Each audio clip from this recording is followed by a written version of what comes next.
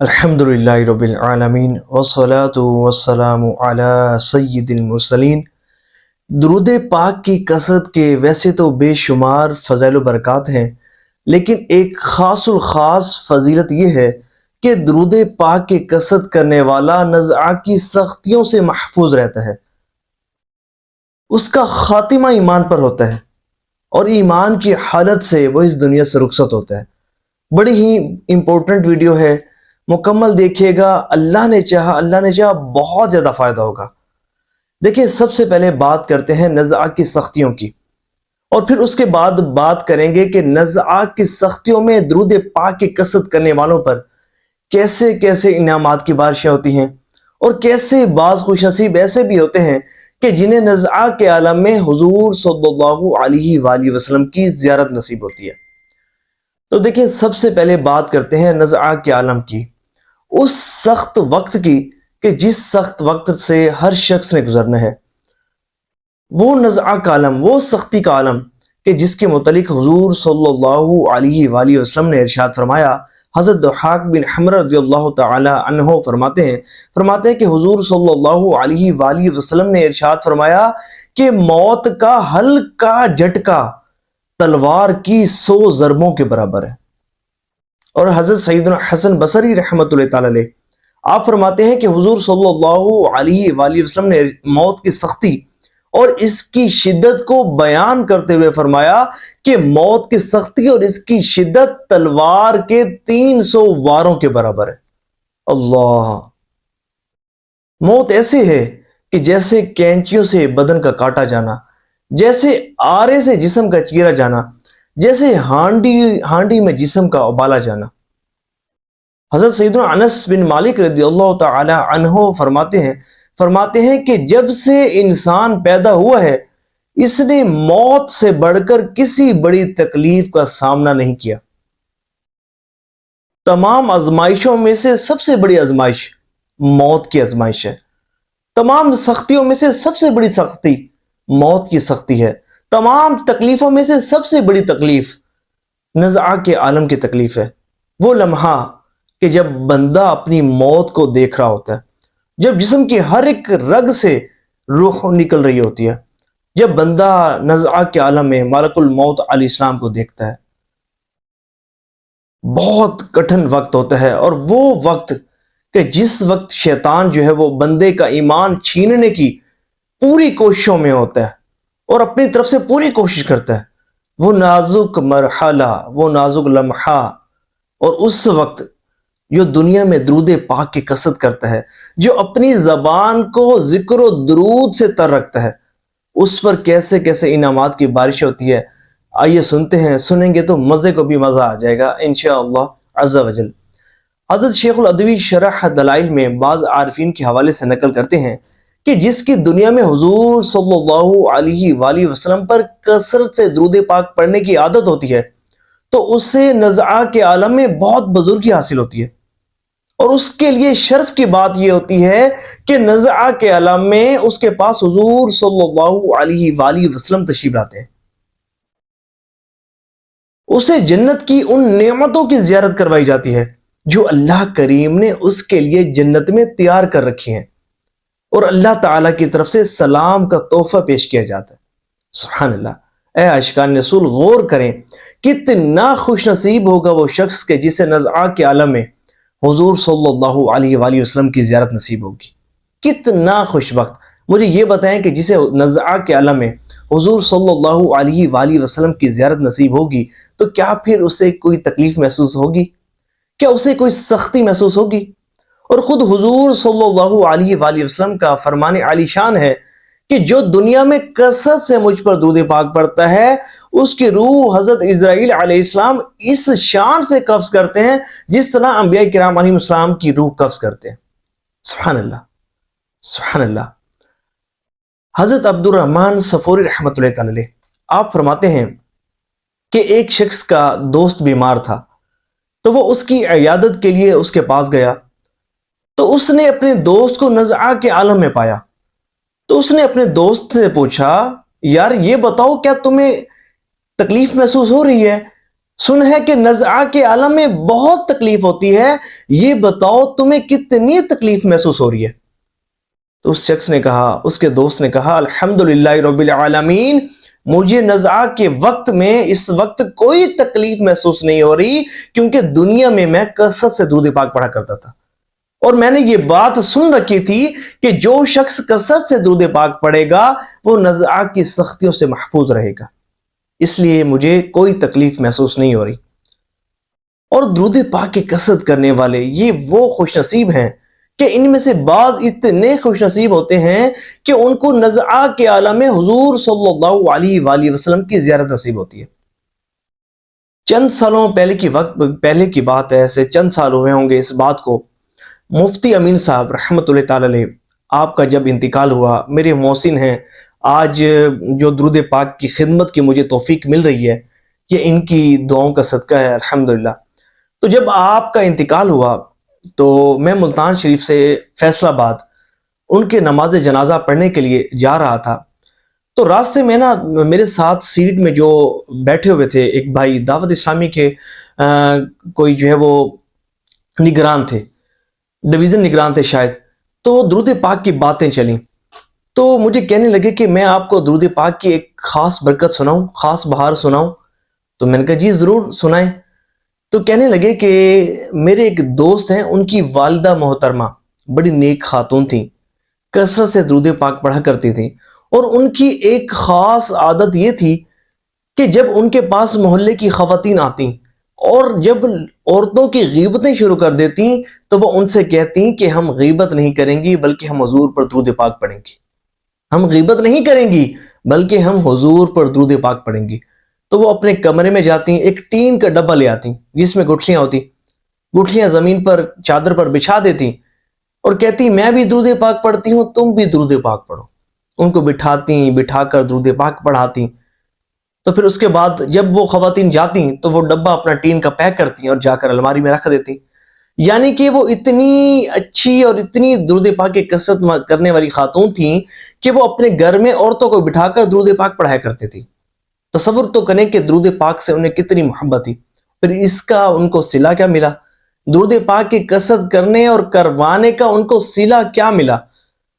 ان کو صلہ یہ ملا کہ جب نزعہ کا عالم ان پر آیا نا، جب بستر مرگ پر لیٹی ہوئی تھی تو اچانک گھر والوں کو کہتی راستے سے ہٹ جاؤ، میرے حضور تشریف لا رہے ہیں، راستے سے ہٹ جاؤ، میرے حضور تشریف لا رہے ہیں۔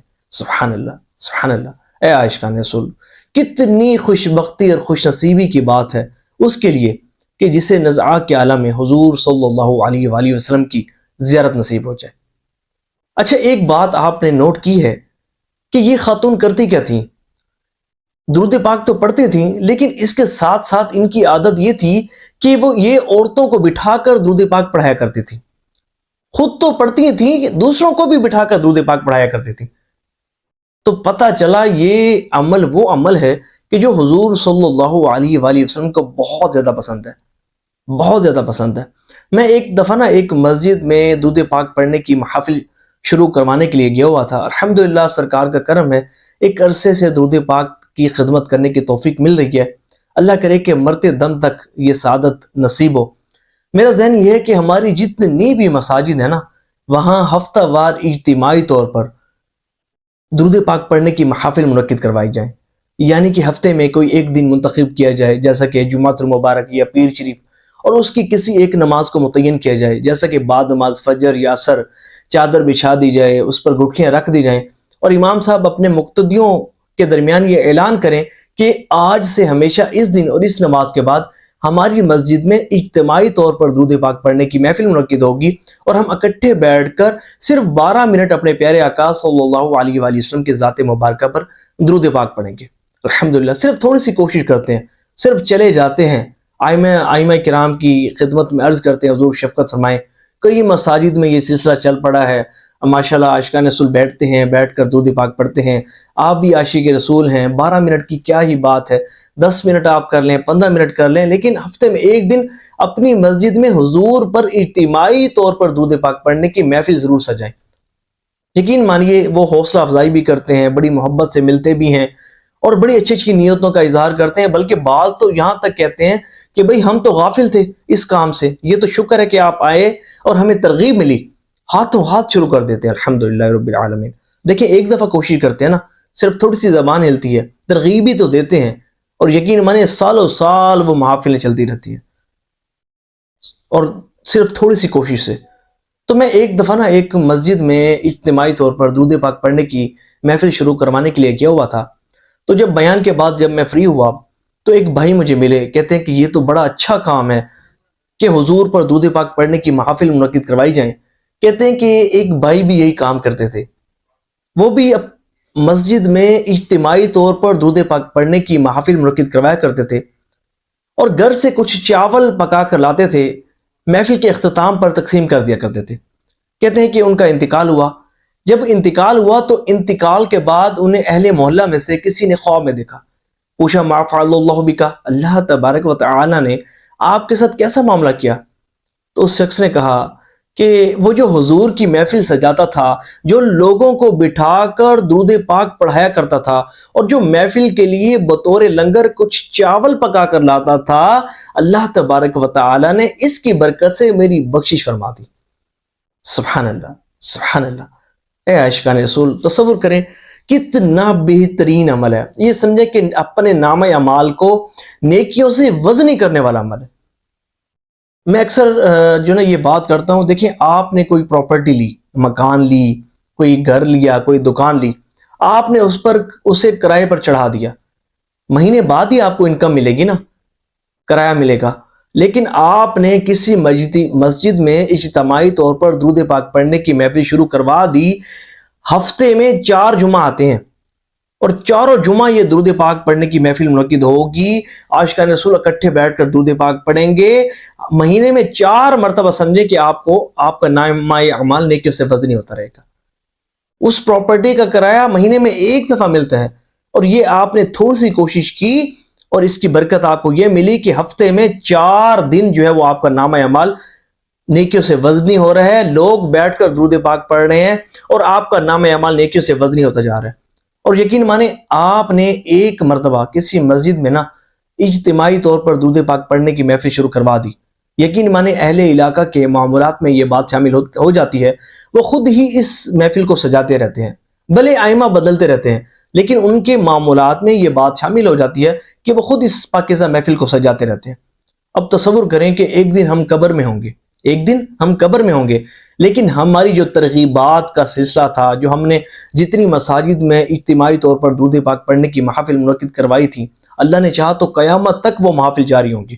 ہم قبر میں ہوں گے اور ہمیں ان محافل کو شروع کروانے کا صلہ ملتا رہے گا، ہمارا نامہ اعمال نیکیوں سے وزنی ہوتا رہے گا۔ دیکھیں ہم کوئی عالم دین تو نہیں ہیں، ہم مفتی تو نہیں ہیں، کوئی حافظ قرآن تو نہیں ہے، دین کے کوئی بہت بڑے دائی تو نہیں ہیں، یا کوئی ہم نے ایسا کام تو نہیں کیا کہ جو ہماری آخرت سنوارنے کا ذریعہ بنے، ہمیں جنت میں لے جانے کا ذریعہ بنے۔ یقین مانے یہ بڑا ہی بہترین کام ہے، بہترین کام ہے، بہترین کام ہے، اور یقین مانے یہ وہ مبارک کام ہے کہ اس کام کو کرنے والے ایسے خوش نصیب گزرے ہیں کہ انہیں حالت بیداری میں حضور صلی اللہ علیہ وآلہ وسلم کی زیارت نصیب ہوئی ہے۔ حضرت شیخ نور الدین شونی رحمۃ اللہ علیہ، آپ نے مصر، بیت المقدس، مکہ مکرمہ، مدینہ منورہ اور اس کے گرد و نواح میں کئی مقامات پر اجتماعی طور پر درود پاک پڑھنے کی محافل منعقد کروائیں۔ پیشن تھا، شوق تھا کہ میرے حضور پر درود پاک پڑھنے کی محافل منعقد ہوں۔ اکثر جو ہے وہ اسی کام میں کوشاں رہتے، حضور پر درود پاک پڑھنے کی، اجتماعی طور پر درود پاک پڑھنے کی محافل منعقد کروایا کرتے تھے، اور اس کی برکت سے آپ پر کرم یہ تھا کہ یہ حالت بیداری میں حضور صلی اللہ علیہ وآلہ وسلم کی زیارت سے نوازے جاتے تھے۔ سبحان اللہ۔ دیکھیں آج ہم تو آرزو کرتے ہیں نا کہ کسی رات خواب میں ہی کرم ہو جائے، ایک مرتبہ ہی بھلے کرم ہو جائے، اور خواب میں حضور صلی اللہ علیہ وآلہ وسلم کی زیارت سے نوازے جائیں۔ ان پر حضور کی کرم نوازی دیکھیے کہ حالت بیداری میں حضور صلی اللہ علیہ وآلہ وسلم کی زیارت سے نوازے جاتے تھے۔ بلکہ ایک بزرگ کے متعلق میں نے یہاں تک پڑھا کہ آپ پتہ کیا کرتے یوں کہ آپ ایسے چوکوں پر جاتے کہ جہاں مزدور مزدوری ملنے کے انتظار میں بیٹھے ہوتے، اکثر چوکوں پر مزدور بیٹھے ہوتے ہیں کہ کوئی آئے اور جو ہے انہیں لے جائے اور کام شام کرائے، تو وہ بزرگ پتہ کیا کرتے، ایسے چوکوں پر جاتے کہ جہاں مزدور مزدوری کے انتظار میں بیٹھے ہوتے، آپ مزدوروں سے ان کی اجرت طے کرتے، ان کو گھر لے آتے۔ جب گھر لاتے تو مزدور پوچھتے حضرت کام کیا کرنا ہے؟ آپ فرماتے کام کوئی نہیں کرنا، بس بیٹھ کر درود پاک پڑھنا ہے۔ ان کو بٹھا کر درود پاک پڑھاتے۔ جب ان کا وقت پورا ہو جاتا تو ان کو ان کی پوری پوری اجرت دے کر روانہ کر دیتے۔ اور اس کی برکت سے ان پر بھی یہ کرم تھا کہ یہ بھی حالت بیداری میں حضور صلی اللہ علیہ وآلہ وسلم کی زیارت سے نوازے جاتے تھے۔ اچھا، ان پر اتنا کرم کیوں ہوتا تھا؟ ذرا غور کریں۔ کیوں؟ کیونکہ یہ درود پاک پڑھتے تو تھے، لیکن پڑھنے کے ساتھ ساتھ حضور کے امتیوں کو درود پاک پڑھنے پر لگاتے تھے۔ بڑا ہی بہترین کام ہے، بڑا ہی بہترین کام۔ مجھ سے پوچھیں مجھ پر کتنی کرم نوازیاں ہوئی ہوں گی۔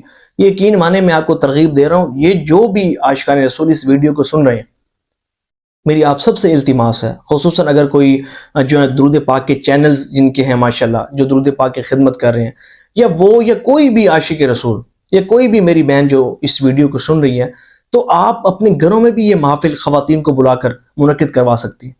اسی طرح بھائی جو ہے وہ اپنے اسکول میں، کالج میں، اکیڈمی میں، آپ کے اگر جہاں بزنس ہے وہاں پر، بڑے بڑے جو مالز ہوتے ہیں، کسی بھی مقام پر دیکھیں، آپ نے نیت بنانی ہے صرف بس کہ یار میں نے جو ہے نا بس یہ ذہن بنانا ہے کہ میری کوشش سے نا میرے حضور پر درود پاک پڑھنے کی محافل منعقد ہو، بس یہ ذہن بنانا ہے۔ اس کے بعد کیا کرنا ہے؟ اپنے دوستوں کو اس میں شامل کرنا ہے۔ میں حاضر ہوں آپ کے ساتھ، الحمدللہ ایسے درود پاک کے خادمین ہیں، رابطے میں رہتے ہیں، اور جو ہے وہ اپنے جو ہے نا وہ رائے لیتے رہتے ہیں اور پوچھتے رہتے ہیں کہ جناب ہم یہ کرنا چاہتے ہیں، درود پاک کے حوالے سے یہ ہمارا ذہن ہے کس طرح۔ میں یقین مانے میں نے الحمدللہ رب العالمین اپنی زندگی درود پاک کی خدمت کے لیے وقف کر رکھی ہے۔ اگرچہ میری مصروفیت بہت زیادہ ہوتی ہیں، لیکن اگر کوئی خادم درود پاک مجھے واٹس ایپ کرے، میری فرسٹ پریفرنس یہی ہوتی ہے کہ ان کو رپلائی کروں اور درود پاک کی خدمت کے حوالے سے ان کی رہنمائی کروں۔ آپ یہ کام اللہ کا نام لے کر شروع کریں، ایسی برکتیں آپ کو ملیں گی، آپ حیران رہ جائیں گے۔ یقین مانیں، جو بندہ اپنے آپ کو خوش بختوں اور خوش نصیبوں میں شامل کروانا چاہتا ہے نا، وہ یہ مبارک کام شروع کر دے، بلکہ زندگی کا مشن بنا لے کہ جب تک میری سانسیں سلامت رہیں گی میں درود پاک پڑھنے کی محافل منعقد کرواتا رہوں گا۔ میرے ایک استاذ ہیں علامہ ایاز صاحب، بڑے استاذ ہیں، استاذ العلماء ہیں، تو ان کی سرپرستی بھی اس کام میں شامل رہتی ہے۔ تو ایک دفعہ نا میں نے استاد صاحب سے ذکر کیا، میں نے کہا زمانہ طالب علمی کی بات ہے، میں نے عرض کیا حضور میری خواہش ہے کہ حضور پر درود پاک پڑھنے کی محافل منعقد کروائی جائیں۔ تو عرض کیا تو کچھ عرصے بعد مجھے پتہ چلا کہ استاد صاحب کی مسجد میں بعد نماز فجر روزانہ ہی اجتماعی طور پر درود پاک پڑھنے کی محفل منعقد ہوتی ہے۔ سبحان اللہ، علم والے تھے نا، علم والے، پتہ تھا کتنا امپورٹنٹ کام ہے یہ۔ وہ کام ہے جو حضور صلی اللہ علیہ وآلہ وسلم کی توجہ حاصل کرنے کا ذریعہ ہے۔ یہ وہ کام ہے جو حضور صلی اللہ علیہ وآلہ وسلم کا قرب خاص حاصل کرنے کا ذریعہ ہے۔ یہ وہ کام ہے جو حضور صلی اللہ علیہ وآلہ وسلم سے اپنے تعلق کو مضبوط کرنے کا ذریعہ ہے۔ انہیں معلوم تھا یہ کام وہ کام ہے جو حضور صلی اللہ علیہ وآلہ وسلم کی خصوصی توجہ اور قرب خاص حاصل کرنے کا ذریعہ ہے۔ جبھی تو روزانہ ہی ان کی مسجد میں بعد نماز فجر جو ہے وہ اجتماعی طور پر درود پاک پڑھنے کی محفل منعقد ہوتی ہے، اور ان کے پاس الحمدللہ حضور صلی اللہ علیہ وآلہ وسلم کا منہ مبارک بھی ہے، الحمدللہ۔ اور مجھے یہ شرف حاصل ہوا کہ میں استاد صاحب کے ساتھ گیا تھا حضور صلی اللہ علیہ وآلہ وسلم کا منہ مبارک لینے، کسی نے گفٹ کیا تھا استاد صاحب کو۔ تو دیکھیں یہ جو درود پاک پڑھنے والے ہیں نا، ان کو ایسے گفٹ ملا کرتے ہیں۔ یہ الحمدللہ ظاہر ہے کہ وہ درود پاک کی خدمت کرتے ہیں، وہ حضور کے لاڈلے ہوتے ہیں، حضور صلی اللہ علیہ وآلہ وسلم کی ان کو توجہ حاصل ہوتی ہے۔ اور یقین مانے یہ وہ خوش نصیب ہوتے ہیں کہ جن کو مدینہ شریف حاضری کا شرف حاصل ہوتا ہے، جن کو حج و عمرہ کی سعادت نصیب ہوتی ہے، جن کو طواف کعبہ کی سعادت نصیب ہوتی ہے، جن کو مسجد نبوی شریف علی صاحب الصلاۃ والسلام میں بیٹھ کر درود پاک پڑھنے کی سعادت نصیب ہوتی ہے، سبز گنبد کے سامنے دست بدستہ کھڑے ہو کر درود و سلام پڑھنے کی توفیق نصیب ہوتی ہے۔ کیوں؟ کیونکہ یہ وہ لوگ ہوتے ہیں جن کا مشن اور مقصد ہی ہوتا ہے کہ میں نے جو ہے وہ حضور کے امتیوں کو درود پاک کی کثرت پر لگانا ہے۔ گفتگو کہیں مزید اور لمبی نہ ہو جائے، شاید کلپ جو ہے وہ باتوں باتوں میں اچھا خاصا جو ہے 20 منٹ کے قریب ہو چکا ہوگا. خیر دعا ہے کہ اللہ کریم جو سنا اس پر عمل کرنے کی توفیق عطا فرمائے. اور جو ہے وہ میں نے اپنا نمبر آپ کو دے دیا ہے. اگر آپ مجھے اپنی نیتوں کا اظہار ضرور کیجیے گا, کمنٹس میں نیتوں کا اظہار کیجیے گا. مجھے واٹس ایپ آپ کر سکتے ہیں, انشاءاللہ میں آپ کا نمبر سیو بھی کر لوں گا. انشاءاللہ رابطے میں رہیں گے انشاءاللہ. خادمین درود پاک سے مل کر مجھے بہت خوشی ہوتی ہے. اللہ تعالیٰ آپ کو بھی استقامت سے نوازے. اللہ تعالیٰ آپ کو بھی درود پاک کی خدمت کرنے کی توفیق عطا فرمائے, اور اس کی برکت سے خواب میں حضور صلی اللہ علیہ وآلہ وسلم کی زیارت نصیب فرمائے, اور بروز قیامت حضور صلی اللہ علیہ وآلہ وسلم کی شفاعت نصیب فرمائے. آمین بجائے خاتم النبیین و صلی اللہ تعالی علیہ وآلہ وسلم. صلو علی الحبیب صلی اللہ تعالی علی محمد صلی اللہ علیہ وآلہ وسلم.